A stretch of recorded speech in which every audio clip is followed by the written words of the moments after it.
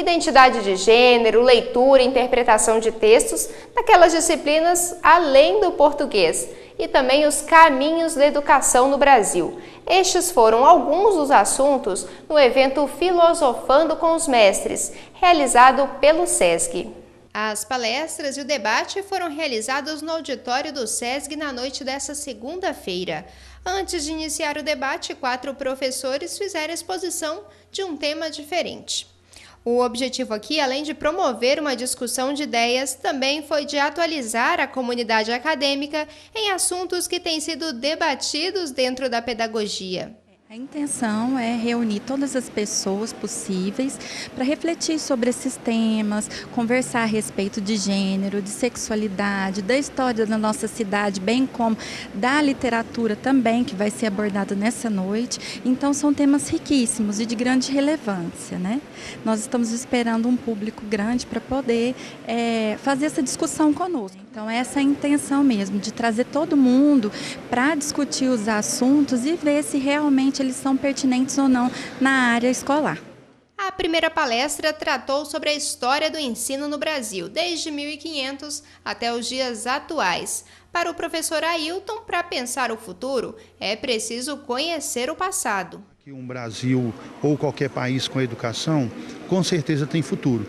E a outra é o país que tem história. O país que não esquece a sua história, com certeza ele vai ter uma boa educação e com certeza um bom futuro.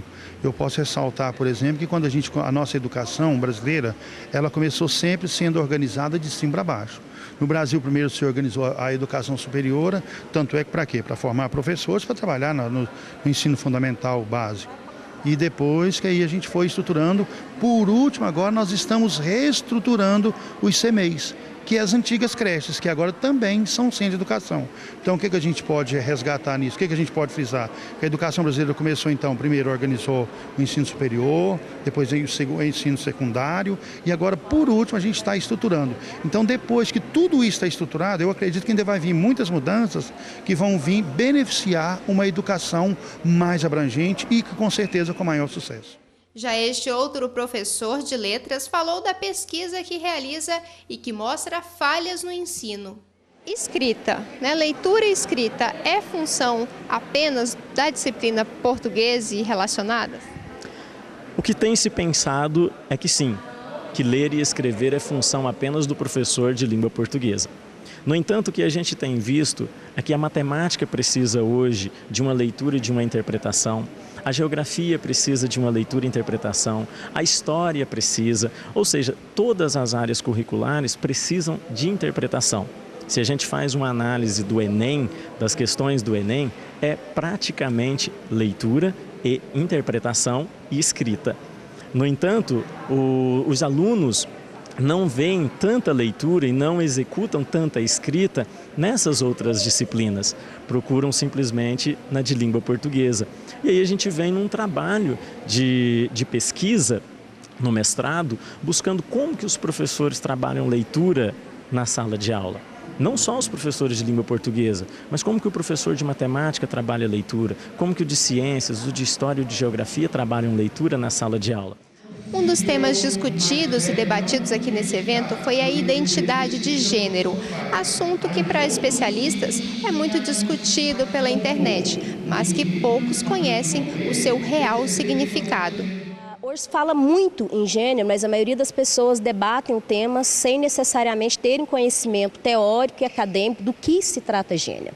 Essa expressão ela surge na década de 70 com psicólogos americanos e na obra da Simone de Beauvoir, uma das maiores filósofas representantes do movimento feminista, no sentido de dizer que nós não somos necessariamente cunhados pelo sexo biológico com o qual nós nascemos, que existiria uma identidade de gênero, que seria uma soma do biológico, o cultural, o histórico, o social, que daria uma roupagem à nossa identidade genética, que é sexual.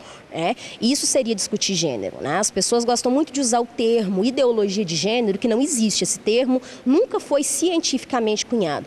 Essa é mais uma temática que pessoas, né, radicais principalmente, tentam embutir que se existiria uma ideologia de gênero. Na verdade, o que existe são as ditas agendas de gênero, que é uma necessidade de educadores, sociedade, políticos, né, toda a sociedade brasileira discutir a construção dos gêneros feminino, masculino e daquelas pessoas que não se identificam em um desses outros gêneros. Bom, e no caso do educador, qual que é o papel dele?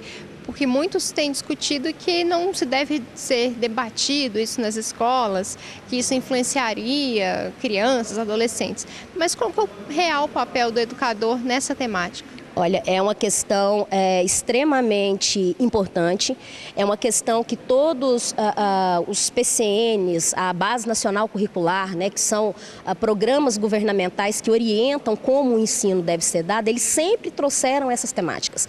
Essas temáticas, na verdade, elas são desenvolvidas não no sentido de incentivar, eu acho que essa questão ela parte muito mais de um desconhecimento de quem faz, né, essa justificativa, do que das pessoas que trabalham essa temática. Essa temática, na verdade, ela é trabalhada e ela deve ser trabalhada nas escolas no papel de incluir essas pessoas que não se identificam e de nós partirmos da questão de desestereotipizar o homem e a mulher.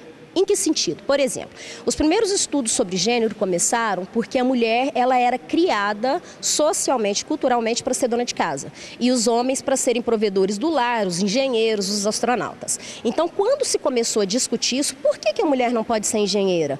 O porquê que a mulher não pode ser uma matemática? Né? Que era a desconstrução do gênero para que a pessoa assumisse aquela identidade que ela se sentisse mais confortável. A maioria das pessoas, equivocadamente, confunde gênero com a discussão das populações LGBTQIA+, né, que é o termo que a gente usa para falar das populações que não se enquadram nessas duas identidades genéticas, nem masculino e nem feminino. O professor, como ele trabalha com as crianças ali de 5 até os seus 17, 18 anos, ele tem um papel fundamental, mas não o de ensinar a ser diferente, mas ensinar que diferente é normal, que de aceitação das pessoas que são diferentes. É até uma situação interessante que quando se fala de gênero, as pessoas pensam que é possível você ensinar alguém a ser aquilo que ela não nasceu para ser.